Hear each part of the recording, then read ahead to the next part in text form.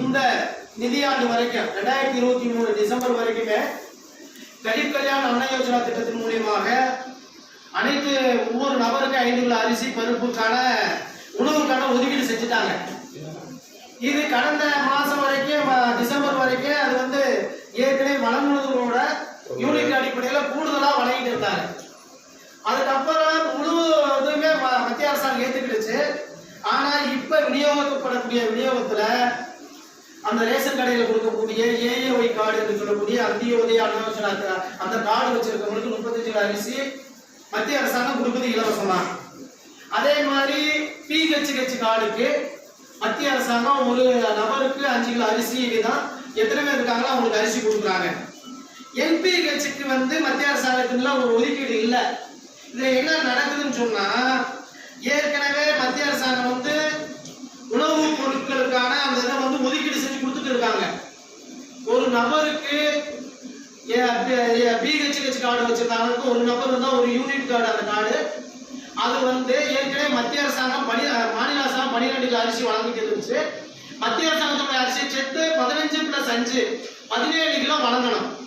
ஆனா இப்ப என்ன பண்ணிருக்காங்கன்னா ஒரு நபர் கார்டுக்கு மத்திய அரசாங்கம் கொடுக்கக்கூடிய 5 கிலோ போக மாநில அரசாங்கம் 5 கிலோ அரிசியை குறைச்சி 7 கிலோ தான் வழங்குறாங்க.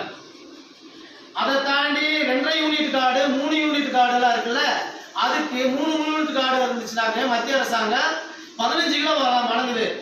மாநில அரசாங்கம் வெறும் 3 கிலோ தான் வழங்குது. ஏற்கனவே 18 கிலோ 3 யூனிட் கார்டு கொடுக்கணும் 20 கிலோ, அதுல இப்ப மாநில அரசாங்கம் 3 கிலோ தான் வழங்குது.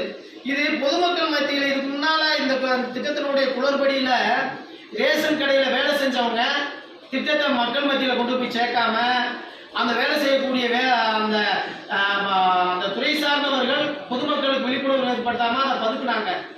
இப்ப அரசாங்கமே அந்த காரியத்தை செஞ்சுட்டு இருக்கு. இப்ப அரசாங்கமே இந்த ஏழைகளுக்கு வழங்கக்கூடிய உணவு திட்டத்துல பிஹெச்ஹெச் கார்டுக்கான அந்த உணவுப் பொருட்கள் சரிவாரியாக குறைச்சிருக்கு, பொதுமக்களுக்கு தெரியல.